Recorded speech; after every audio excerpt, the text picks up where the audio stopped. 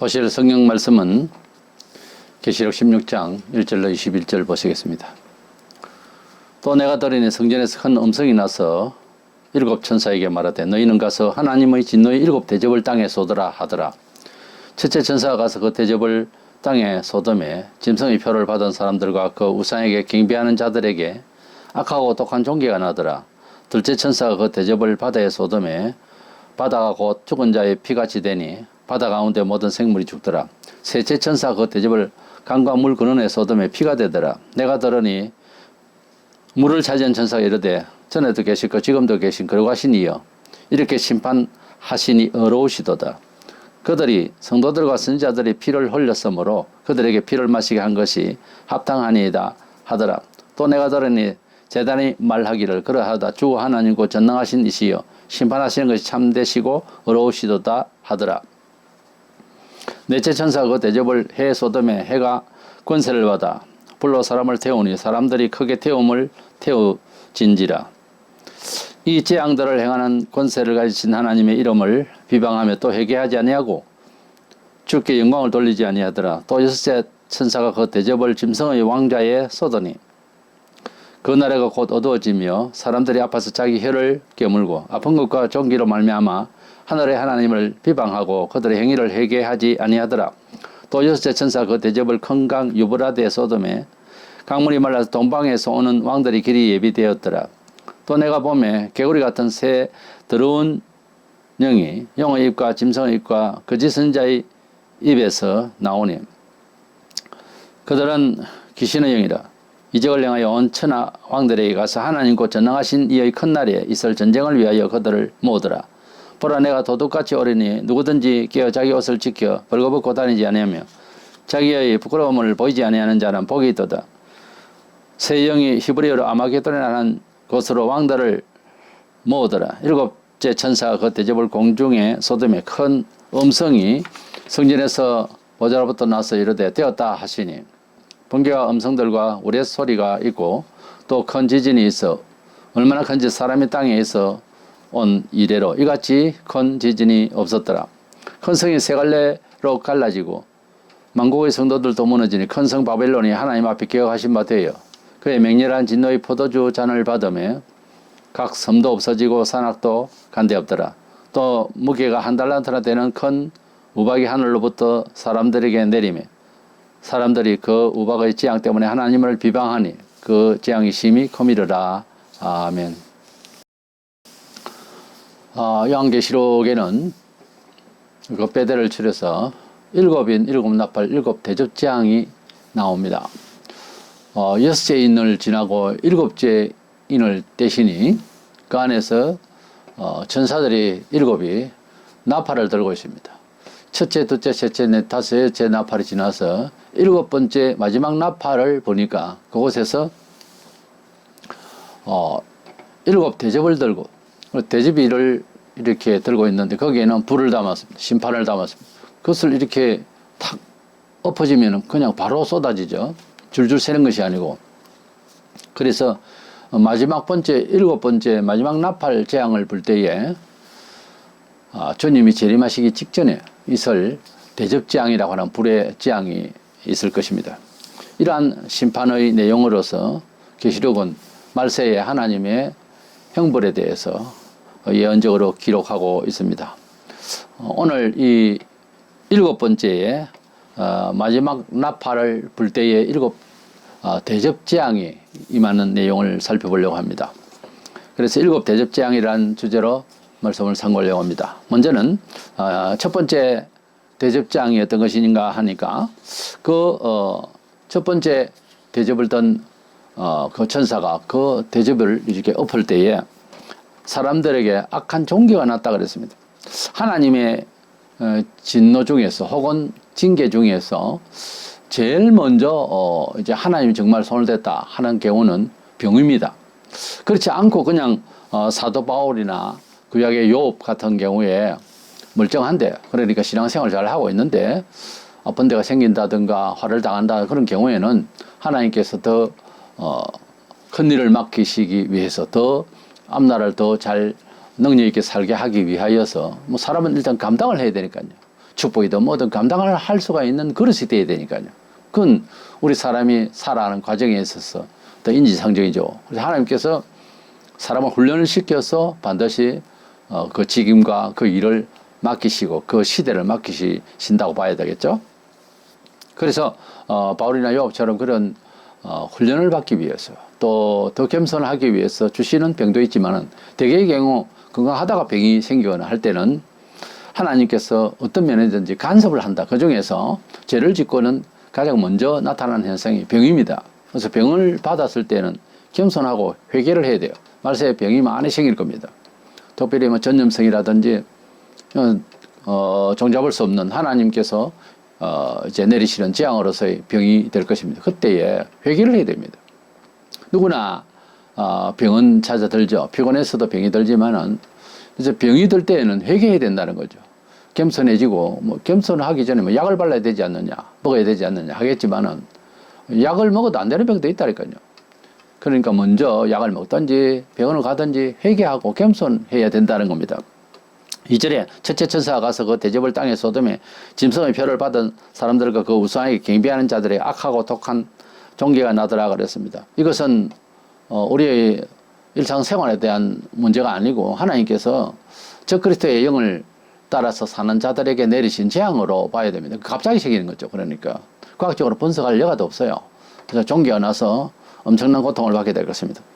마지막 나팔 재앙 안에는 첫 번째 대접 재앙으로서 이렇게 병이 생기는데 애굽에서 이스라엘 백성이 고통을 받을 때에 출애굽기 9장 10절에 그들이 화덕의 재를 가지고 바로 앞에 서서 모세가 하늘을 향하여 날리니 사람과 짐승에게부터 악성 종기가 생기고 하나님께서 악성 종기가 사람과 짐승에게까지 생기도록 역사하신 애굽에서의 하나님의 재앙이 있었습니다. 이 갑자기 생긴 거죠. 짐승들도 같이 생기고 말세가 되면은 병이 있을 것인데 개인적으로들 병이야 원죄 이후로 사람은 누구나 여러 가지 환경적 요소와 몸의 관리 여러 가지 문제로 인해서 병이 생겼죠. 그런데 악성병은 주로 죄로 인해서 거의 생깁니다. 하나님의 형벌에 속해요. 에이즈라든지 이건 일상의 문화생활에서 원래 생기게 되는 것이 아닙니다. 그래서 하나님께서 형벌하신 거예요. 그래서 첫 번째 대접재앙이 바로 이 병입니다. 우리 신앙생활에 있어서 가장 먼저 하나님의 징계죠. 징계로 찾아오는 것이 원래 병입니다. 그렇게 알고 회개할 수 있어야 됩니다. 두 번째로 둘째재앙을 보면 대접재앙은 바다가 피같이 된다고 그랬어요. 계시록 8장에서는 둘째 나팔 재앙 때에 바다 3분의 1이 피가 되었다 그랬습니다. 그런데 이 마지막 나팔 재앙 안에서 두 번째 대접재앙에는 바다가 완전히 피같이 되는 걸로 3절에 바다가 곧 죽은 자의 피같이 되니 바다 가운데 모든 생물이 죽더라. 자, 모든 생물이 죽으면은 이제 생선 또는 바다에서 나오는 모든 생산되는 것은 다 종결이 되는 거죠. 그러니까 이것은 어떤 과정이 아니고 종말을 말합니다. 이 일은 계속해서 살 수가 없는 거죠. 하루도 살 수가 없죠. 이래서 주님 오시기 직전에 있을 단대반에 일어날 그런 그 재앙입니다. 그 다음에 세 번째 대접재앙은 강물이 피가 되는데 어떻게 강물이 피가 되면 결국은 식수용이 이제 거치게 되는 거죠. 물을 마시지 않으면 어떻게 해요? 정수기가 가지고서 또는 수도가에서 처리할 수 있는 부분이 아니에요. 하나님께서 강물을 피같이 된다고 그랬어요. 출애굽기 7장 20절에 보면은 하나님께서 재앙을 내리시고 하나님께서 이스라엘 백성을 보내시기 위해서 애굽을 치실 때에 나일강이 피같이 되어버린 저주가 있었습니다.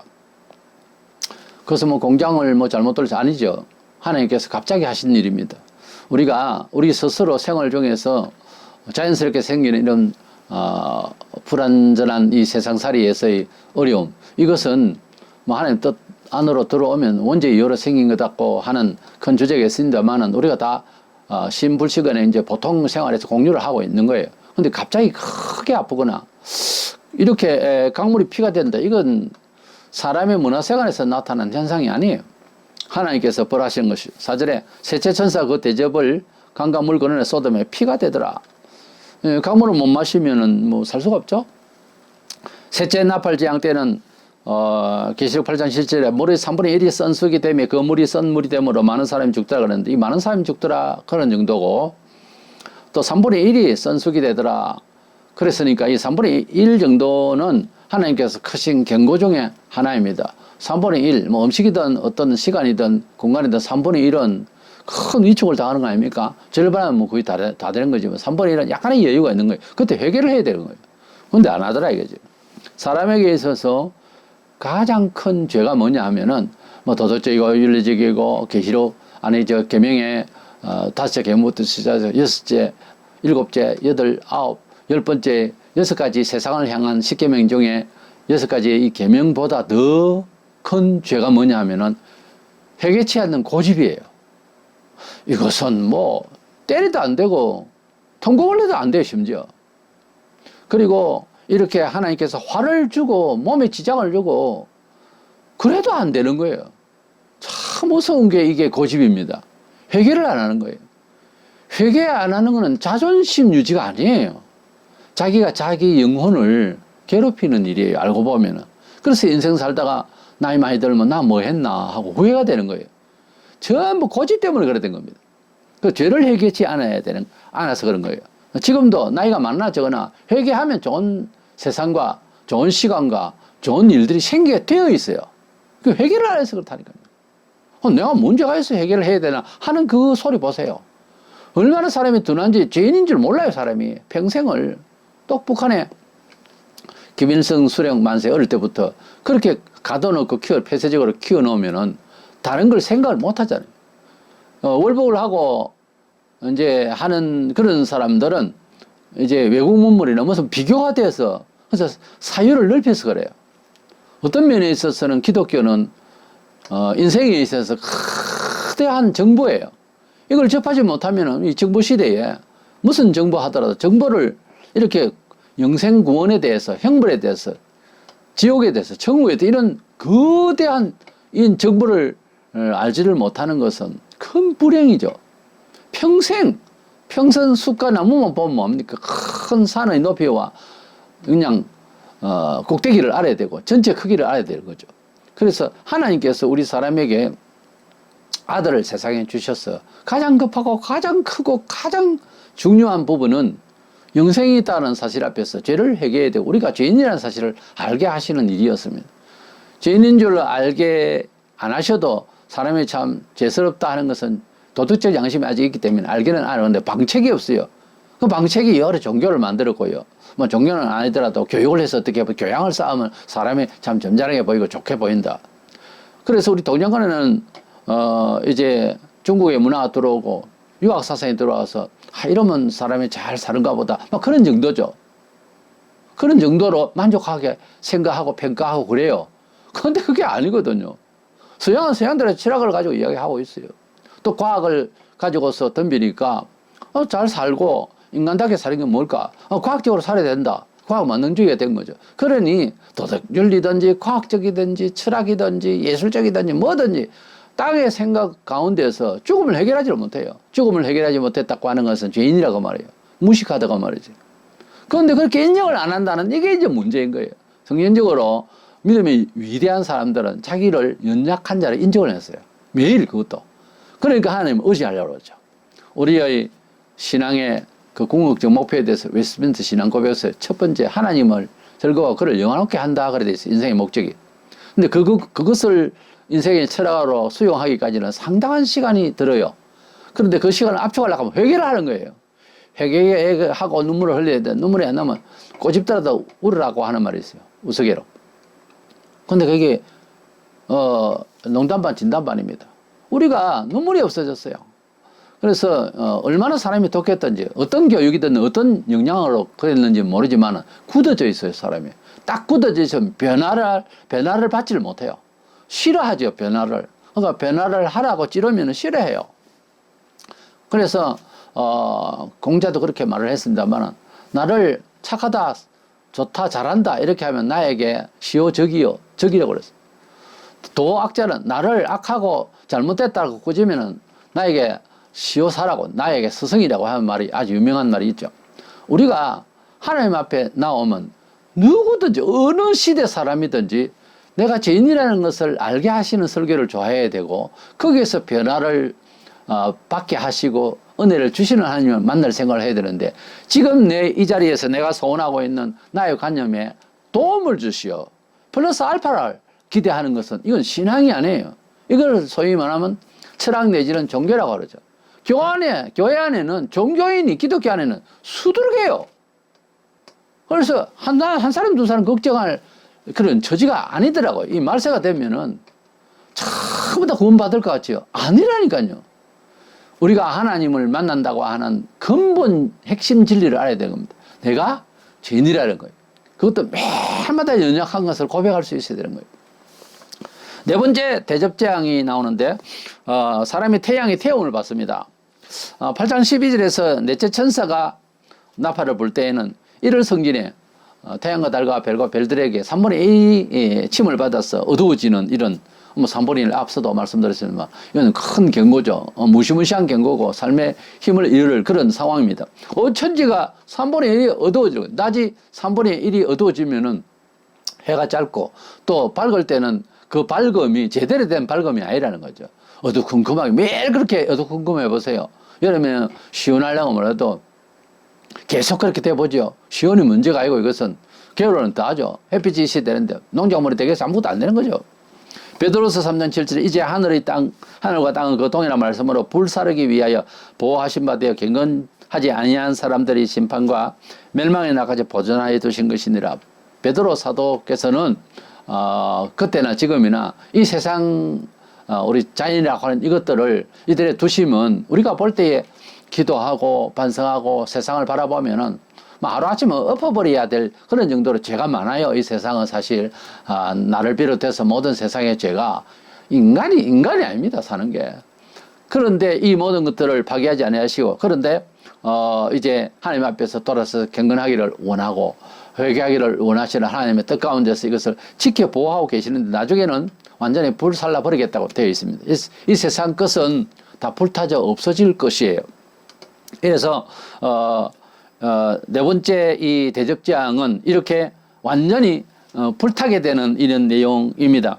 이래서 8장에서 넷째 천사가 나팔을 불 때에는 3분의 1이 이 세상 것이 태양의 태움을 당하는 산에도 3분의 1 불타고 땅에도 3분의 1 불타고 경악스럽죠. 그런데 이제 마지막 이 나팔 재앙에서 네 번째 대접 재앙에는 완전히 다 타버리게 되면 사람들이 이 태움을 받는 것을 우리가 목격해야 될 것입니다. 그러나 시편 121편 6절에 낮에 해가 너를 상하지 아니하며 밤의 날도 너를 해치지 아니하리로다. 왜 이 말씀하셨어요? 주야로 늘 지켜주신다는 그런 문화적 포괄적 의미도 있지만은 실질적으로 자연의 침해를 받잖아요. 사람이 자연의 혜택을 받을 수도 있으면서 자연의 침해를 받을 수도 있어요.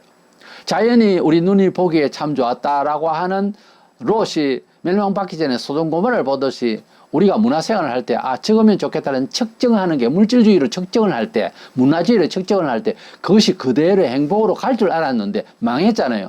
롯이. 지금 이 세상이 그렇다는 거죠. 물질과 문화적인 여건, 자연적인 여건이 좋을 수도 있으면서 그쪽에서 행불행을 얘기하는 철학으로 관측으로 그렇게 미래를 생각하면 망해요. 이 세상이 과학 만능이라는 그렇거든요. 과학이든지 뭐든지 간에 그것을 하나님께 물어보고 방식을 물어보고 하나님께 영광을 돌리는 일이 아니면 다 멸망으로 간다는 거죠. 그래서 없는 가운데서도 있게 하시는 하나님은 팔레스타인의 땅이 좋지를 않아요. 모든 데 기독교 전 역사에 들어보면은 여건이 좋아서 은총을 받는 건 아니더라고요. 하나님께서 은총을 주시니까 가나안 땅 젖과 꿀이 흐르는 땅이라지만 결코 그런 땅이 아닙니다. 그런데 하나님께서 함께 하시니까 역사하시는 거예요. 하나님 약속을 해놓고 미쳐 젖과 꿀이 흐르지 않으면 하늘에서 젖과 꿀이 흘러버립니다. 하나님께서 허락하시면 되고요. 있는 것도 하나님께서 허락하지 아니하시면 막힌다니까요. 그거를 알고 살자고. 경제 활동이든지 문화의 취급이든지 저 자리가 좋다. 바람도 시원하고 그늘도 있고 그래서 그 자리에서 달랑 앉습니다. 남을 이제 못 들어오게 하고 내가 앉았다 칩시다. 그럴 수도 있는데 그건 잘못됐다는 거지. 햇빛이 있고 그늘밭도 아니고 한데 서야 할 경우가 생겼다. 다른 사람은 그늘밭을 보내야 되겠다. 그늘진 곳을 보내야 되겠다. 여름에. 그랬을 때에 끊어진 곳을 못 간 것을 한탄하지 말고 하나님께서 함께 하시면 여기가 갑자기 시원해질 수 있는, 그곳은 화를 받을 수 있는 그런 경우도 발생을 한다고요, 사람이. 그래서 하나에서 열까지 예수 믿으면은 그냥 뭐 사울 첩발이라 절에 간다 이런 개념이 아니라 언제 어디서나 하나님이 함께 하시면 좋아지고 하나님이 함께 하시지 아니하면 나빠진다고 하는 것을 일념을 가지고 반드시 그렇게 된다는 현실감을 가지고 살아야 되는 거예요. 근데 이것이 정착이 돼야 기독교인의 신앙생활이라고 할 수 있습니다. 기독교의 신앙생활은 일주일 동안 여섯 동안 세상에 마음대로 살다가 주일날 교회 꼬박 오는 것이 아닙니다. 하나님께서 그런 사람들을 모아놓고 하나님을 이제는 오지 마라, 성전문을 닫고 싶다, 그런 거예요. 성경에 나오잖아요. 그래서 우리가 하나님을 믿는다고 하는 것은 일상 사생활에서 온몸으로 온 생활 라이브하게 그렇게 하나님을 적극적으로 간섭하시는 하나님을 알고 믿고 사는 거예요. 다섯 번째 대접장은 어둠의 저주가 내리는 건데, 출애굽기 10장에서 하나님께서는 애굽을 갑자기 흑암천지로 만드신 일이 있습니다. 다섯째 대접장이 임하니까 적그리스도의 보좌로부터 시작해서 캄캄한 그 어둠은 칠흑같이 어두움, 그런 세상이 오게 되는 것입니다. 이런 어두움이 왔을 때 세상은 공포감에서 뭐 살라고 해도 어려울 거예요. 산은 무너졌지, 바다는 피바다가 됐지, 강물은 완전히 못 서지, 어떻게 살 거예요? 그러면 사람이 회개할 것 같잖아요. 안 합니다, 회개를. 사람이 얼마나 독했던지요, 안 합니다. 회개를 안 해요. 무서운 거예요. 제일 세상에서 무서운 게 강도가 아니고요, 사람이에요, 사람. 호랑이도 아닙니다. 호랑이도 정신만 차리면 우리가 산다고 그러잖아. 호랑이도 무서운 게 아니고요, 공룡이 무서운 게 킹콩이 아니고 사람이 무서운 것이 얼마나 무섭던지 사족을 다 잘라도 회개 안 할 수가 있어요, 사람이. 얼마나 독한지 몰라. 그러니까 인격적으로 대화를 한다고 구원을 받겠어요, 사람이. 난 그거 부정합니다. 음식을 먹이고 인격적으로 대화를 하고 이벤트를 하고 교회에서 세상의 문화를 거기에서 즐기고 그런다고 해서 포섭을 하고 예수 믿는 것 같습니까, 그 사람이? 믿을 것 같냐고? 아닙니다. 기회만 있으면 너 죄인이다, 나도 죄인이다, 회개해야 된다, 이 이야기를 하는 게 근본 목적이 돼야지. 백날 해봐요. 칭찬을 하면 고래도 춤을 춘다. 칭찬을 많이 해놨더니 애들 얼마나 교만해졌는지. 이게요, 교육이라는 방법이 그래 넉넉지 않아요. 칭찬만 한다고 다 되는 게 아니라니까. 사랑한다 부부가 말을 참 많이 합니다, 요즘은. 요즘같이 둘이 한 쌍이 이렇게 이혼하는 이런 마당입니다, 지금. 요즘같이 사랑한다는 표현을 그렇게 많이 하는데 헤어지기는 더 많이 헤어져요. 100년 해로는 무슨 100년 해로. 일주일도 못 살고 여행 갔다 와서 그냥 갈라지는 부부도 있던데, 우리가 하나님 앞에서 회개를 해야 될 것은 종말론적으로 이렇게만 멀어갈 것이 아니고 우리 자신의 삶 속에서 어떤 어둡고 칙칙한 일이 생길 때, 주여 내가 잘못했나이다, 뭘 잘못했, 모르지만 잘못했습니다, 이런 정도로 나가야 되는 거예요. 주여 잘못했습니다, 뭘 잘못했는데 지금 잘 모릅니다, 알게 했었어요, 분명히 잘못됐기 때문에 이런 겁니다. 이런 정도는 돼야, 어거지기라도 이런 정도는 돼야 복을 받습니다. 사람이 은총을 받는다고. 사람이요, 아무리 나이가 들어도 겸손하고 상대에게 잘하는 사람 치면 못 뱉어요. 사랑스럽고 귀합니다, 사람이. 교인도 목사를 통하여 하나님께서 교육을 받게 하시는데 겸손하고 순종하는 자를 미워할 목사 하나도 없어요. 순종을 너무 잘하면 두려워요. 눈물이 난다고. 하나님 축복해 주십시오, 이 사람. 이렇게 되는데 자꾸 도전하면 원수같이 생각하더라도 기도하고, 원수를 사랑하라 했으니까 기도하고 하지만은 순종하며 애쓰는 자를 더 축복할 때 마음이 많이 뜨겁겠습니까? 고통을 주는 사람을 위하여 우리 기도가 더 잘 되겠냐고. 그거 뻔한 이야기 아닙니까? 이래서 하나님 앞에 순종하고 회개하고 낮아지는 사람은 반드시 성경에 그랬잖아요. 겸손한 자에게 은혜를 베푸시는, 이거는 구약이라 신약이나 내리 말씀하신 거예요. 우리 사람의 근본이요, 교만해요. 왜? 사탄의 영역에서 배운 게 그래요. 체질이 거짓말이고 자기 배노에 태초 아담과 하와가 그랬잖아요. 유명해요. 둘 다 유명해요. 아담과 하와가 딱 죄를 짓고 난 뒤에 변명이 완전 그냥 능수능란한 사람이 되어버렸어요. 낳은 자식도, 가인도 동생을 쳐 죽여놓고 또 변명하고, 이렇게 우리가 하나님 앞에서 살아가는 모든 철학과 모든 변명과 모든 행불행의 감정들이 정상이 아니라는 거지. 사람이 좋다고 그냥 춤추고 해도 그건 정상이 아니에요. 자세히 생각해보면 그러고 있을 처지가 아니라고. 사람이 노래방에서 춤추고 잔치집에 춤추고 좋은 일에서 그냥 펄쩍펄쩍 뛰면서 춤춰도 자세히 깊이 생각하면 그러고 있을 처지가 아니더라고. 사람은 하나님 앞에서 제일 급하게 지금 해야 할 일은 죄를 회개하고 하나님의 뜻대로 움직이려고 해야 되는 거예요. 그렇지 않으면 인생 허당인 겁니다. 사실은 나이 되고 병들고 죽음을 앞두고 있으면요, 아무것도 눈에 보이는 게 없습니다. 하나님 앞에서 죄를 회개해야 되는 거예요. 죄가 뭔지도 모르겠거든. 모르고 있습니다. 주님 용서해 주십시오. 이거부터 먼저 해야 되는 거예요. 그래서 우리가 말세에 있을 이 대접재앙의 다섯 번째의 이 어두움의 재앙은 지금 우리의 삶 속에서 뭐 태양이 갑자기 어두워지고 이런 일도 혹 생길 수도 있습니다. 예. 앞으로 전체의 변화가 갑자기 이렇게 되는 것이 아니고 꼭 보면 그런 이제 준비 과정이 있다고요. 그래서 갑자기 기후 변화도 요즘 있습니다만 이런 온도 차이가 아니고 태양이 갑자기 뭐 오차게 나왔다. 이건 뭘까? 전체에 변화가 있다. 지구의 종말이 왔는가? 이런 뉴스가 나오게 돼 있어요.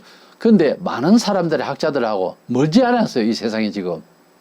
이게 옛날에 정부 없던 시절에 국제적인 그런 요소에서 사람들이 뭐 이런저런 소리 했는데 말세는 지금은요 네트워크로 세상 돌아가는 게 하늘에 보이기 때문에 정말로 자원고갈에 이어서 전체에도 변화가 있어요 지금. 그러니까 갑자기 확 어두워지는 게 어쩌다가 몇 년씩 한 번씩 찾아오고 이러면 정신 차려야 됩니다. 정신 차려야 되는 거예요. 여섯 번째 대접재앙을 보면은 마지막 전쟁이 있는데 전쟁 중에서 제일 마지막 전쟁은 세상의 세력을 가지고 다시 오실 예수님을 또 하나님을 공격하는 마지막 얼토당토하는 이런 전쟁이 있게 될 것입니다. 적그리스도 나라는 이제 세상에서 세상을 지배하고 하는 이 적그리스도의 이런 모든 정치도 불완전해졌고 세상살이도 정말 이제는 거의 끝이 나는 무렵에 하늘을 향해서 싸우려고 온 세상의 힘을 규합해서 지금 짐작한 핵이겠죠. 거의 뭐 전쟁의 큰 도구는 14절에 그들은 귀신의 영이라 이적을 행하여 온 천하 왕들에게 가서 하나님 곧 전능하신 이의 큰 날에 있을 전쟁을 위하여 그들을 모으더라 그랬습니다. 하나님께서 주께서 재림하시고 하나님께서 심판하실 때에 하늘에서 전쟁 치러 지구를 멸망시키러 오는가 보다 하는 어떤 시사성 있는 발견이 있을 거예요. 그래서 하나님을 대적한다는 거지. 전쟁을 치겠다는 거죠. 뭐 전쟁을 꼭 좋아해서 하는 미친 사람의 뭐 전쟁광이라서 그런 게 아니고 대안이 그렇다는 거죠. 야, 이거 위에서 뭔가 전쟁을 친다. 우리도 막아내자. 전쟁을 치자. 이렇게 되는 거죠.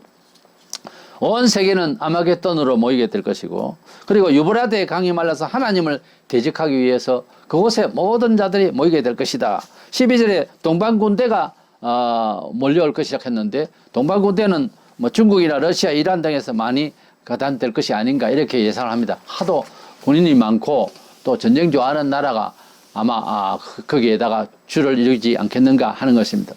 일곱 번째 마지막 대접장, 이것은 세상을 완전히 파괴하는 내용으로 나옵니다.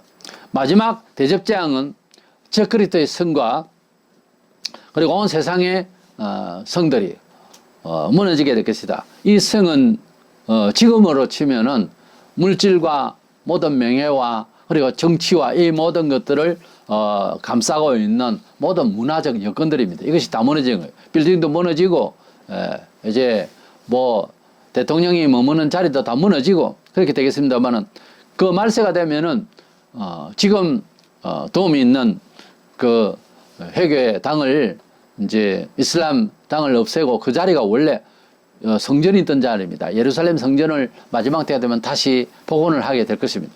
그곳에 들어가서 자기가 신이라고 그러고 앉아 있을 때에 유대인들은 그건 아니죠. 이렇게 아마 태클을 걸 때에 핍박을 해서 그들은 하나님이 마지막 큰 재앙을 피하게 하기 위해서 12장에 보면은 대환란의 666의 무서운 환란, 이런 대접재앙이 오기 전에 그들을 피신처로 가게 하시는 역사가 보이는데요. 이 적그리스도의 성, 즉 예루살렘 성도 무너지게 된다는 거죠. 21절에 또 무게가 한 달란트나 되는 큰 우박이 하늘로부터 사람들에게 내리며 사람들이 그 우박의 재앙 때문에 하나님을 비방하니 그 재앙이 심히 크미르라. 한 달란트나 되는 우박이 떨어진다. 약 40kg 41kg 넘는 그런 우박 덩이라기보다는 큰 뭐 쌀포대와 같은 이런 정도 큰 무거운 게 떨어지겠죠. 이렇게 무거운 우박으로 엄청난 사람들이 이제 죽게 되는 것을 목격해야 된다는 거죠. 본문 15절에 보라 내가 도적같이 오리니 누구든지 깨어 자기 옷을 지켜 벌거벗고 다니지 않으면 자기의 부끄러움을 보이지 아니하는 자는 복이 있도다 그랬습니다. 우리가 이것을 보면 그때까지도 주님 재림하시기 전에는 그때까지도 회개할 수 있는 기회가 있다는 거죠. 그래서 우리 성도들도 회개하고 또 불신자들도 회개를 하면 구원을 받습니다. 도둑이 온다고 하는 것은 몰래 오는 거잖아요. 도둑이 요즘 뭐 날강도도 있습니다만 그 집에 도둑하러 들어간다 하고 전화하고 들어오는 놈도 있어요. 그래서 이런 강도도 있지만은 난 이제 그때 정서로 봐서는 이 도둑은 그 배경상 그때 문화적 배경은 우리가 이제 잠자고 있을 때 왔다 가는 건 아닙니까? 좋은 것을 다 가져가고 뭐 쓰레기나 가져가면 좋겠죠. 근데 그건 아니고 다 좋은 보석과 돈과 이런 것을 가져가겠죠. 그렇게 도적같이 오신다 하는 것은 영적으로 말세에 대한 관심도 없고 이 세상 살아가는데 정신이 맑지 아니하고 기하게 세상 거 좋아하고 그게 묻혀서 문화가 좋네 그러는 그 어두운 영이 있을 때에 주님이 재림하신다 그거죠. 말세가 되면은 점점 물질이 신이 될 겁니다. 물질만 있으면 되는 거예요. 일단 모든 포커스를 물질에 두는 거예요. 물질이 전부인 거예요. 인생의 설계에 있어서. 이제 그러다가 망한다는 거죠. 이 사실을 깨우치면 얼마나 좋겠어요. 모든 사람 구원을 받죠. 이게 안 되는 거예요. 이게 자아 비판이 안 되는 거예요. 인생관이 그렇게 저급한 줄 몰라요. 그 저급한 곳에서 막 모양을 더 내고 하는 그게 잘난 줄, 현대식인 줄. 그래서 얼굴도 깎고 현대식으로 한다는 게 전부 타락한 뭐 이런 문화의 줄을 이루는 탤런트의 얼굴 모습을 담겠다고. 이런 문화생활 이 자체 밝은 생활 같아도 이것은 어두움에 영이 덮여져 있는 상황에서 점점 어두워져가는 세상 모습을 담는 거죠. 데살로니가전서 5장 4절에서 형제들아 너희는 어둠에 있지 아니하며 그 날이 도둑같이 너희에게 임하지 못하리니. 자, 예수님께서 도둑같이 온다는 말은 무슨 말인가?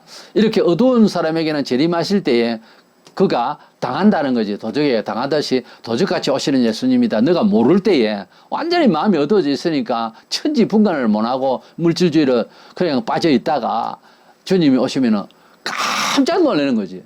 도둑이 왔다 그냥 가버리도 그렇게 두렵다는데 도둑 들어가지고 물건 꺼낼 때 깨면 도자도 안 나오는 거야. 두려워서.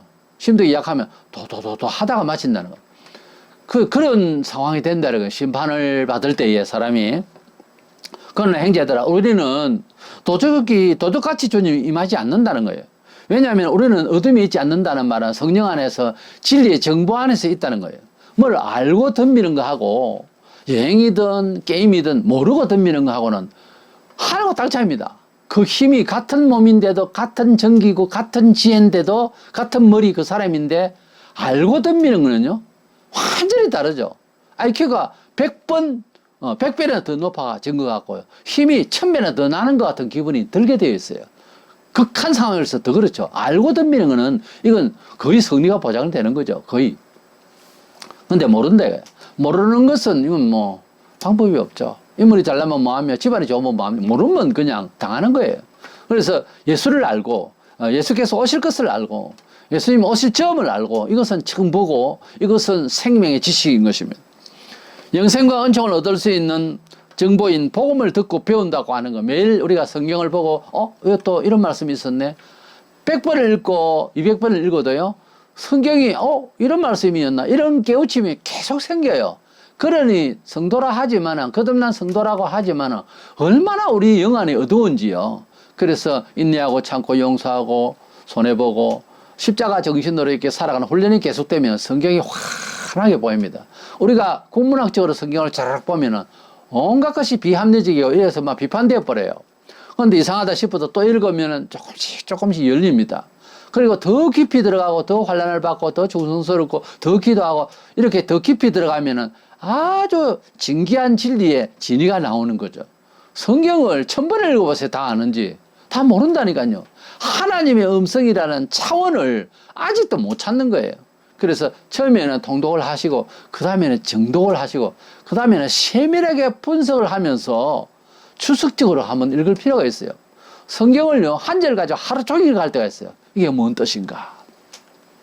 이건 대략 알고 있는 그대로는 만족이 안 되니까 분명히 하나님께서는 이것을 생명을 걸고 말씀하셨는데 싶어서 계속 기도하면 또 한 계단 더 깊이 들어가요. 또 더 들어갑니다. 무궁무진합니다. 그래서 한 절을 이해한 것이 다 한 것은 아니라는 거 저는 참 많이 경험을 했어요. 그래서 성경 읽을 때 엎절에서 겸손한 마음으로 딱 하는 정자세를 해서 제대로 읽어야 되는 거예요. 그리고 모르면 또 주석도 보고요. 또 이 본문을 통해서 어떤 깨우침이 있는지 이단 이야기도 있고 한데요. 요즘 인터넷 잘 돼 있잖아요. 깊은 뜻을 인터넷도 찾아볼 수가 있어요. 본문을 가지고. 아무데나 이제 검색창에서 또 도움을 받고 이래서 깊이 알아야 되는 겁니다. 예수를 깊이 생각하라 그랬어요. 우리가 하나님을 믿되 수박 그달식으로 예수를 믿되 그런 식으로 형식적으로 그래서 종교생활을 해버리면 허구한 날 이거는요 허망해요. 죽는 날 아무 힘이 안 된다니까. 그 추억도 안 돼요. 그거는. 그러니까 하루를 믿고 정말 1년을 다니고 한 달을 다녀도 제대로 믿자는 거지. 그러면 영안이 밝아지고 삶에 직접적인 영향을 끼쳐요. 직접적인 승리가 온다고. 그것을 맛을 봐야 되는 거예요. 분명히 여기는 이 코스에서는 내가 지는데 이 세상을 내가 이겼다는 그런 일들이 계속 발생할 겁니다. 그러다가 큰 일이 쾅 부딪히면은 여리고성을 7바퀴 돌다가 무너지게 하신 하나님의 그 역사가 우리에게도 개인적으로도 체험을 하면 이제서야 이제 간증이라 그러죠. 간증을 하게 될 때, 이 이야기는 사람이 지어낼 수 있는 이야기 아니었구나. 이걸 인정을 받게 되는 거죠. 어떤 면에서는요, 간증 없는 사람이 예수 믿는가? 난 그런 걸 의심이 가요. 어떻게 해서 몇 년이 됐는데 간증할 만한 일이 하나도 없냐고. 나는 알지요. 이유를 게을러서 그래요. 회개치 않아서 그래요. 열심히 없어서 그래요. 간절하지 않았겠죠. 예. 다른 사람은 1년을 다니도 알차게 열심히 다니는가 하면은 3년, 10년을 다니도 그냥 왔다 갔다 하면 했지. 아무런 깊은 관심이 없이. 예. 조금만 불편한 마음만 교회 안 간다 그러고. 이런 식이 되니까 뭐가 자라겠어요. 인생의 육신은 나이라 들어도요. 아무런 속사람은 자라질 않습니다. 가만히 그대로 있다 죽어요. 그러니 나이 들었다고 해서 되는 게 아니에요. 교회 몇 년을 다니고 뭐 그게 하나도 중요한 게 아니더라고요. 큰 교회 다녀요? 더 위험해. 어떤 면에서 더 위험하다고 그런 거 믿으면. 우리가 복음을 듣는다는 것, 이 생명의 복음을 듣는다는 것 너무너무 은총입니다. 마태복음 24장 31절에 그가 큰 나팔 소리와 함께 전사들을 보내리니 그들이 그의 택하신 자들을 하늘 이 끝에서 저 끝까지 사방에서 모으리라. 우리 주님께서는 주님 재림하시는 그때에 천사들을 통해서 우리 성도들을 전부 길을 다 열어서 주님 오신다 하고 다 모으게 될 것입니다. 오늘 15장 51절에 보라 내가 너에게 비밀을 말하노니 우리가 다 잠잘 것이 아니요 마지막 나팔에 이것을 마지막 나팔을 그냥 두리뭉실하게 말세에 이렇게 해석하는 사람들이 있던데 조영기 목사가 나한테 그렇게 편지를 답을 했어요. 근데 그것이 조금 더 구체적으로 계시록에 보면은 나팔 재앙이 나오는데 우리가 지금 보고 있는 마지막 나팔 재앙을 봤잖아요. 근데 이 마지막 나팔은 7번째 나팔로서 마지막 번째 나팔이라는 거죠. 이 마지막 나팔에 순식간에 혼란이 변한다. 그러니까 7 대접 재앙이 쏟아붓는 마지막 나팔 재앙이 끝날 때 주님이 오심으로써 순식간에 우리가 다 변화된다. 그런 뜻이 계시록 11장 15절에 7째 천사가 나팔을 불며 이게 마지막 나팔이거든. 하늘에 큰 음성들이 나서 이르되 세상 나라가 우리 주와 그의 그리스도의 나라가 되어 그가 세세토록 왕노로 하시리로다 하니 그랬어요.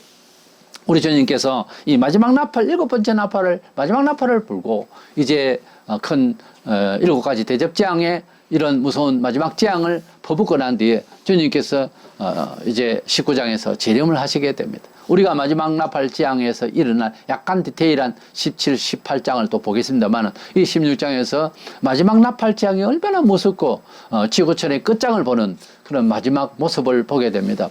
이 내용을 불신자들이 처음부터 쭉 읽는다면 이거 오기 전에 회개하는 게 낫잖아요. 회개해, 기왕에 회개할 거 회개를 미리 해야 안 되겠습니까? 그런데 이때까지 가면 회개가 안 될 가능성이 많아요.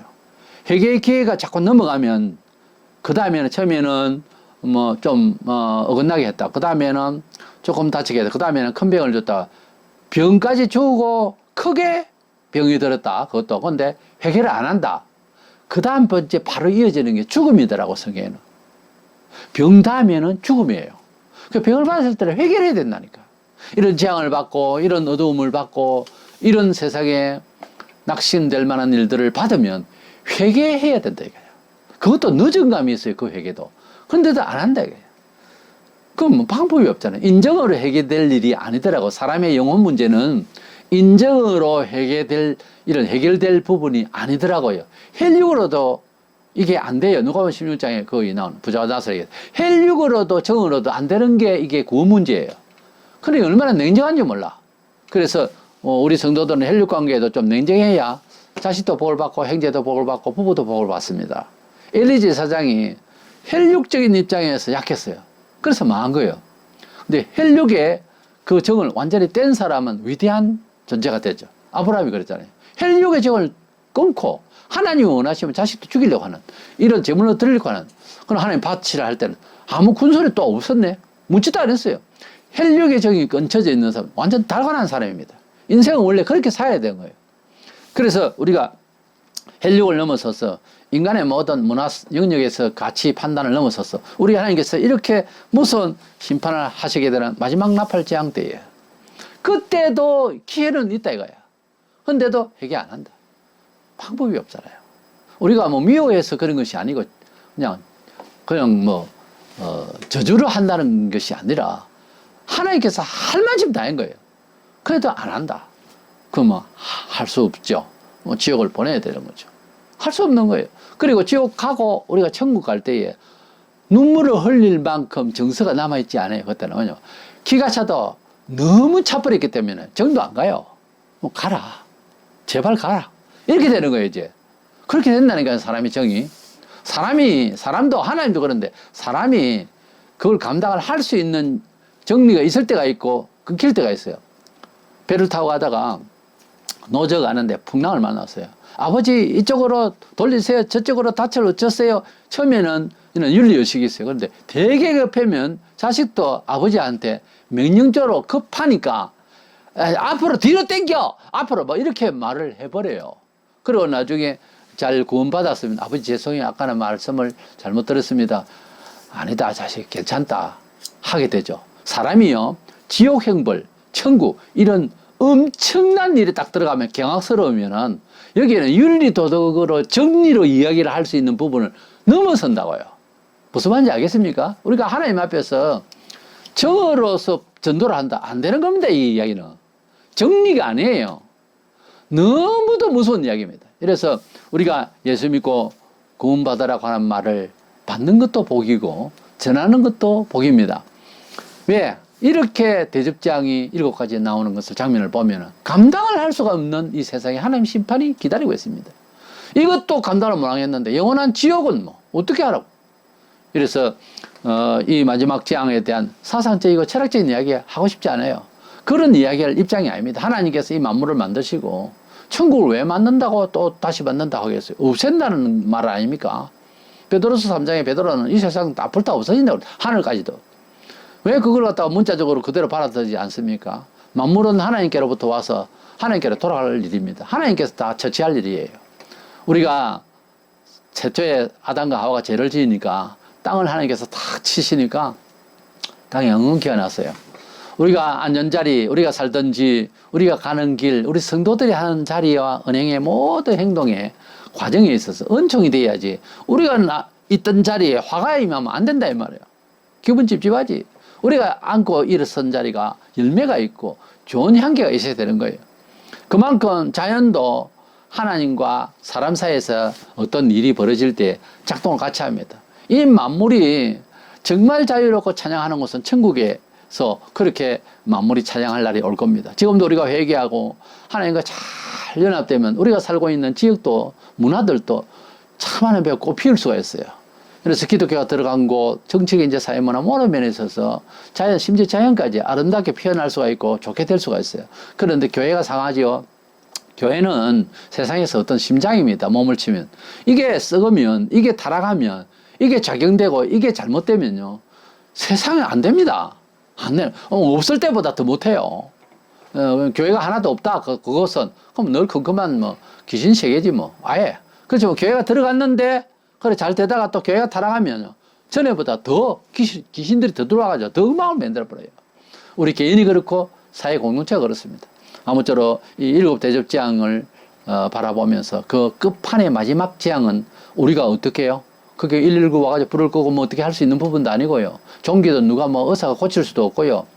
물 근원이 피가 되고 온데 쓰고 쓴물을 정수기 가지고 해결할 수 있는 부분이 아니에요. 그런 완전히 막히는 세월이 우리를 기다리고 있다 이 말이에요. 혹시 우리 시대에 올지 어떻게 알아요? 우리가 하나님 앞에서 회개 생활을 많이 하고 우리 영혼이 하나님과 이제 딱 붙어서 잘 살아갈 수 있도록 항상 매 시간마다 늘 때마다 기도하고 하나님 의지하는 저와 여러분 되셔서 이 세상의 모든 것들을 다 승리할 수 있는 우리가 되기를 주의 이름으로 축원합니다.